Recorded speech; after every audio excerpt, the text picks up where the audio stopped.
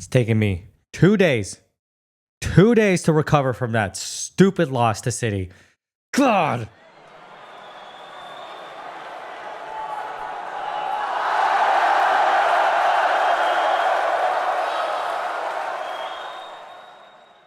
Oh, welcome back to American Blues Podcast. Clearly, I thought I would be over it by now, be able to talk about the game in calm way, but apparently not.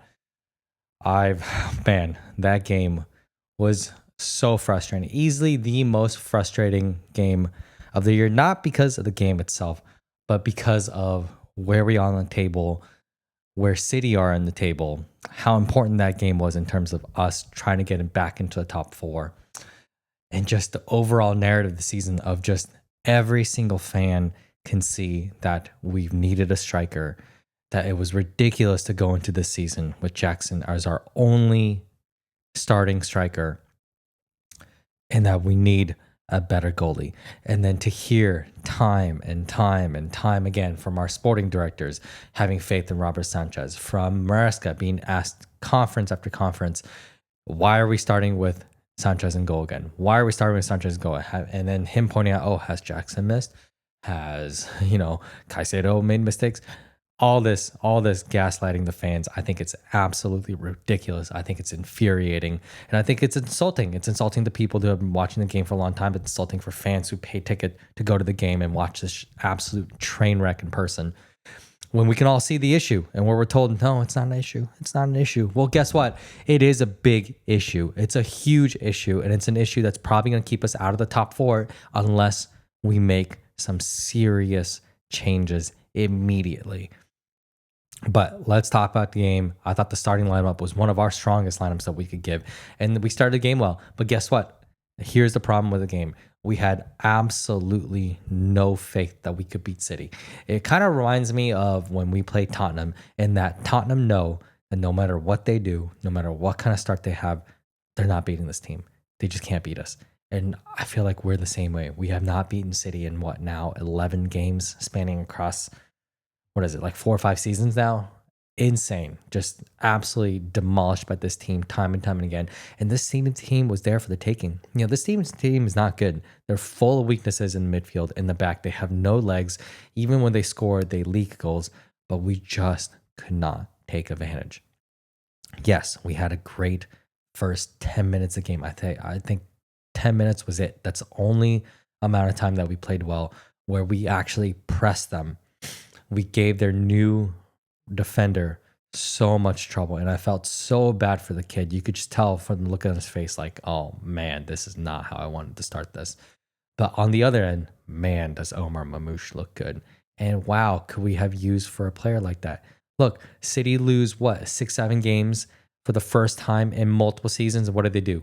First chance they get, 200 million on all the players and positions that they need: striker, midfield, defense. They replace what they need from selling off all the players that they, let go with over the years that have now come good.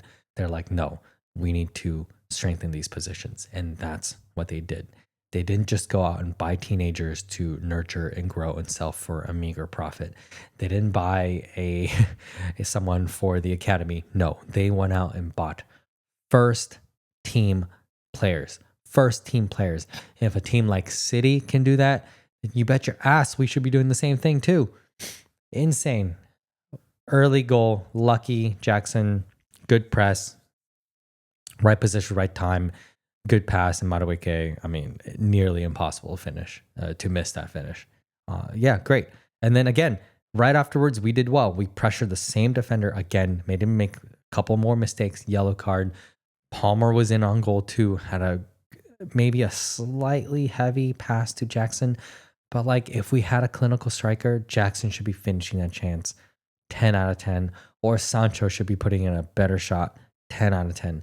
But then from then on, it was just all City. For some reason, we completely stopped pressing. And Maresca has even asked about this after the game, how can we start so strong?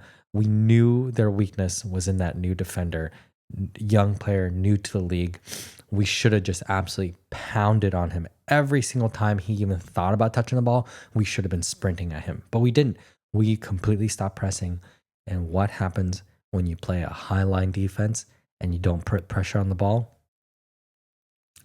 Ball over the top again and again and again. And we had plenty of warnings throughout the game. Omar Mamouche absolutely ran our defense ragged. Like Reece James is fast, Chalaba is fast, Cole is fast, but none of them could keep up with Mamouche.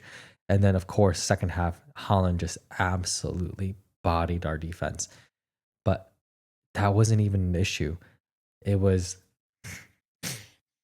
oh my God, Robert Sanchez in poor position. There was one where we got lucky on that Foden would have been onside if he had gotten the goal, but then Mamouche ran onto the ball and he was in offside position, scored. But again, that was a Sanchez mistake. It was an easy save for him on the post. He knew there were two players about to jump on him. This is like a rookie goalie thing, right? If you're going to save, you push the ball out of the way. You don't rebound the ball straight onto their attacker. But again, got lucky on that one. But the second goal that City scored, I think it was Cucurella that just was on the wrong side. And unfortunately, Sanchez, again, running out when he didn't need to. He could have just stood his ground and probably made an easy save, but he came out, ball deflected, went onto the path of, I think it was Guardiola. Couldn't miss from there. Essentially open goal. Mistake one.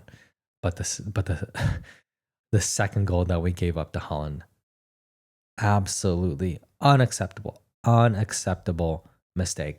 Colwell got bodied by Holland.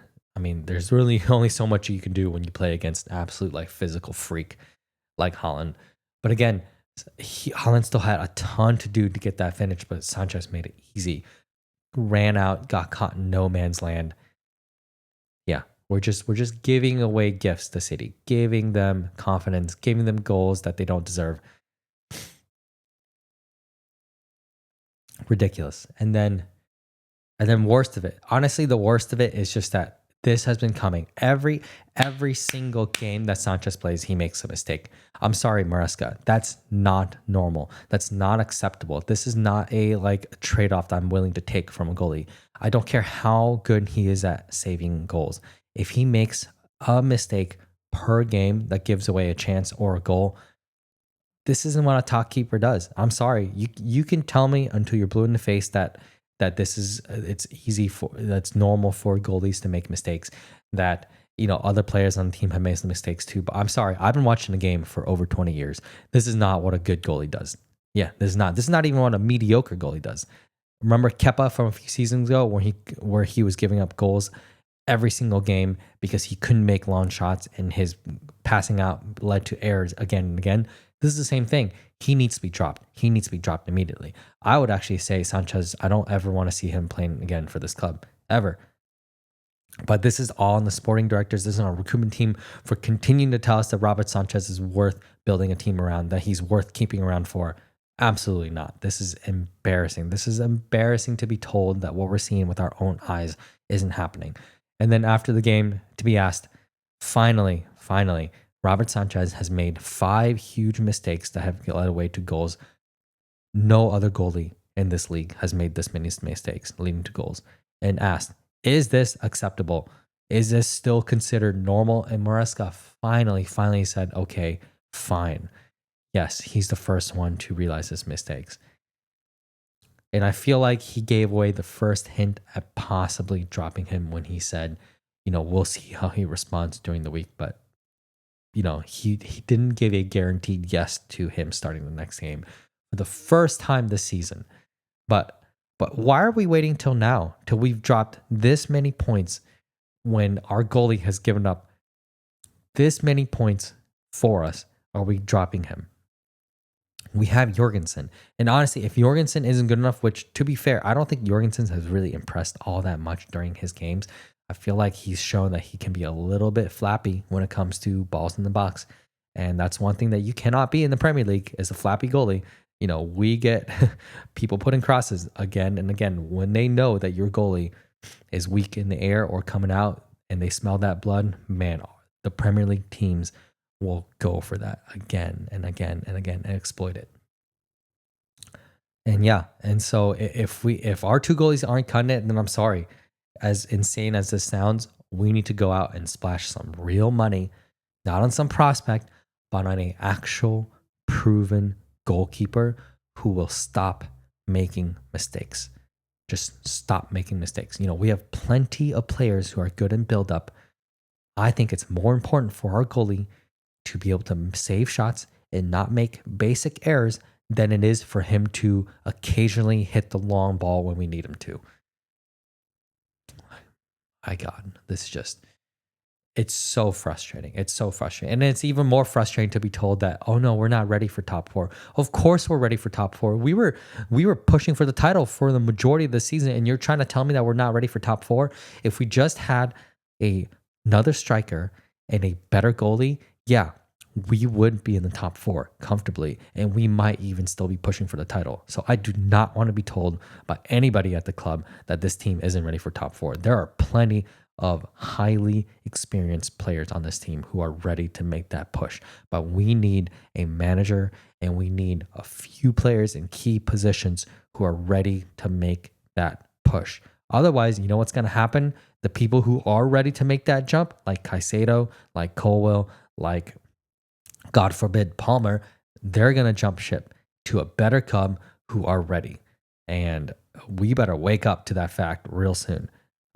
Because my God, dude, I'm losing it at that loss. Like more than any other loss this season, this loss really, really got to me.